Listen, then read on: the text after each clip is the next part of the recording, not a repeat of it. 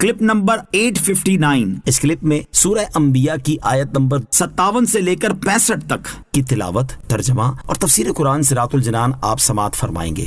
بسم اللہ الرحمن الرحیم۔ ترجمہ: اللہ کے نام سے شروع جو نہایت مہربان رحمت والا ہے۔ وَتَاللَّهِ لَأَكِيدَنَّ أَصْنَامَكُمْ بَعْدَ أَن تُوَلُّوا مُدْبِرِينَ فَجَعَلَهُمْ جُذَاذًا إِلَّا كَبِيرًا لَهُمْ لَعَلَّهُمْ إِلَيْهِ يَرْجِعُونَ قالوا من فعل هذا بآلهتنا إنه لمن الظالمين قالوا سمعنا فتى يذكرهم يقال له إبراهيم قالوا فأتوا به على أعين الناس لعلهم يشهدون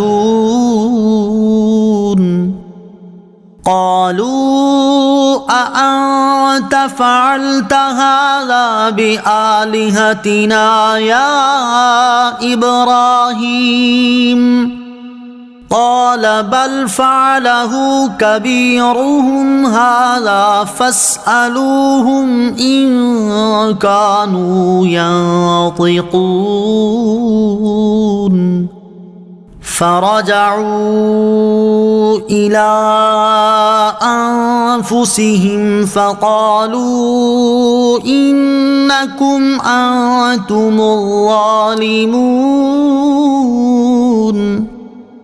ثم نكسوا على رؤوسهم لقد علمت ما هؤلاء ينطقون۔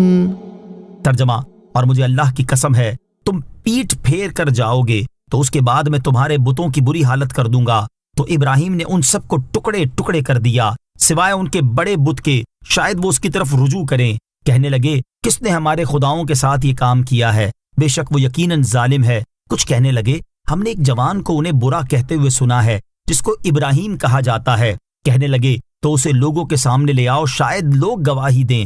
انہوں نے کہا اے ابراہیم، کیا تم نے ہمارے معبودوں کے ساتھ یہ کام کیا ہے؟ ابراہیم نے فرمایا بلکہ ان کے اس بڑے نے کیا ہوگا تو ان سے پوچھ لو، اگر یہ بولتے ہوں۔ تو اپنے دلوں کی طرف پلٹے اور کہنے لگے بے شک تم خود ہی ظالم ہو۔ پھر وہ اپنے سروں کے بل اوندھے کر دیے گئے اور کہنے لگے تمہیں خوب معلوم ہے یہ بولتے نہیں ہیں۔ وَتَاللَّهِ، اور مجھے اللہ کی قسم ہے۔ اس آیت اور اس کے بعد والی 7 آیات میں جو واقعہ بیان کیا گیا ہے اس کا خلاصہ یہ ہے کہ حضرت ابراہیم علیہ السلام کی قوم کا ایک سالانہ میلہ لگتا تھا اور وہ اس دن جنگل میں جاتے اور وہاں شام تک لہو و لعب میں مشغول رہتے تھے۔ واپسی کے وقت بت خانے میں آتے اور بتوں کی پوجا کرتے تھے۔ اس کے بعد اپنے مکانوں کو واپس جاتے تھے۔ جب حضرت ابراہیم علیہ السلام نے ان کی ایک جماعت سے بتوں کے بارے میں مناظرہ کیا تو ان لوگوں نے کہا کل ہماری عید ہے، آپ وہاں چلیں اور دیکھیں کہ ہمارے دین اور طریقے میں کیا بہار ہے اور کیسے لطف آتے ہیں۔ چنانچہ جب وہ میلے کا دن آیا اور آپ علیہ السلام سے میلے میں چلنے کو کہا گیا تو آپ عذر بیان کر کے رہ گئے اور میلے میں نہ گئے۔ جب وہ لوگ روانہ ہو گئے، جب ان کے پاکی ماندہ اور کمزور لوگ جو آہستہ آہستہ جا رہے تھے گزرے تو آپ علیہ السلام نے فرمایا میں تمہارے بتوں کا برا چاہوں گا۔ آپ کی اس بات کو بعض لوگوں نے سن لیا۔ حضرت ابراہیم علیہ السلام بت خانے کی طرف لوٹے تو آپ نے ان سب بتوں کو توڑ کر ٹکڑے ٹکڑے کر دیا، البتہ ان کے بڑے بت کو چھوڑ دیا اور کلاہڑا اس کے کندھے پر رکھ دیا، شاید وہ اس کی طرف رجوع کریں۔ اس کا معنی یہ ہے کہ وہ اس بڑے بت سے پوچھے کہ ان چھوٹے بتوں کا کیا حال ہے، یہ کیوں ٹوٹے ہیں اور کلاہڑا تیری گردن پر کیسے رکھا ہے، اور یوں ان پر اس بڑے بت کا عاجز ہونا ظاہر ہو اور انہیں ہوش آئے کہ ایسے عاجز خدا نہیں ہو سکتے۔ یا یہ معنی ہے کہ وہ حضرت ابراہیم علیہ السلام سے دریافت کریں اور آپ کو حجت قائم کرنے کا موقع ملے۔ چنانچہ جب قوم کے لوگ شام کو واپس ہوئے اور بت خانے میں پہنچے اور انہوں نے دیکھا کہ بت ٹوٹے پڑے ہیں تو کہنے لگے کس نے ہمارے خداؤں کے ساتھ یہ کام کیا ہے، بے شک وہ یقیناً ظالم ہے۔ کچھ لوگ کہنے لگے ہم نے ایک جوان کو انہیں برا کہتے ہوئے سنا ہے جس کو ابراہیم کہا جاتا ہے، ہمارا گمان یہ ہے کہ اسی نے ایسا کیا ہوگا۔ جب یہ خبر ظالم و جابر نمرود اور اس کے وزیروں تک پہنچی تو وہ کہنے لگے اسے لوگوں کے سامنے لے آؤ، شاید لوگ گواہی دیں کہ یہ حضرت ابراہیم علیہ الصلوۃ والسلام ہی کا فعل ہے، یا ان سے بتوں کے بارے میں ایسا کلام سنا گیا ہے۔ اس سے ان کا مقصود یہ تھا کہ گواہی قائم ہو جائے تو وہ آپ کے درپے ہو۔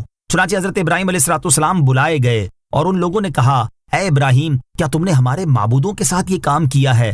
آپ نے اس بات کا تو کچھ جواب نہ دیا اور مناظرانہ شان سے تعریض کے طور پر ایک عجیب و غریب حجت قائم کی اور فرمایا، ان کے بڑے نے اس غصے سے ایسا کیا ہوگا کہ اس کے ہوتے ہوئے تم اس کے چھوٹوں کو پوجتے ہو۔ اس کے کندھے پر کلاڑا ہونے سے ایسا ہی قیاس کیا جا سکتا ہے۔ مجھ سے کیا پوچھتے ہو؟ تم ان سے پوچھ لو، اگر یہ بولتے ہیں تو خود بتائیں کہ ان کے ساتھ یہ کس نے کیا۔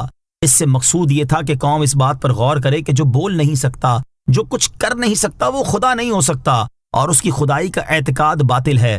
چنانچہ جب آپ علیہ الصلوۃ والسلام نے یہ فرمایا تو وہ غور کرنے لگے اور سمجھ گئے کہ حضرت ابراہیم علیہ الصلوۃ والسلام حق پر ہیں، اور اپنے آپ سے کہنے لگے، بے شک تم خود ہی ظالم ہو جو ایسے مجبوروں اور بے اختیاروں کو پوجتے ہو۔ جو اپنے کاندھے سے کلاڑا نہ ہٹا سکے، وہ اپنے پجاری کو مصیبت سے کیا بچا سکے اور اس کے کیا کام آ سکے گا؟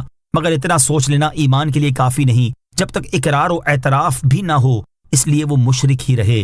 ثم نکسوا علی رؤوسہم، پھر وہ اپنے سروں کے بل اوندھے کر دیے گئے، یعنی کلمہ حق کہنے کے بعد پھر ان کی بدبختی ان کے سروں پر سوار ہوئی اور وہ کفر کی طرف پلٹے اور باطل جھگڑا شروع کر دیا، اور حضرت ابراہیم علیہ الصلوۃ والسلام سے کہنے لگے، تمہیں خوب معلوم ہے یہ بولتے نہیں ہیں، تو ہم ان سے کیسے پوچھیں؟ اور اے ابراہیم، تم ہمیں ان سے پوچھنے کا کیسے حکم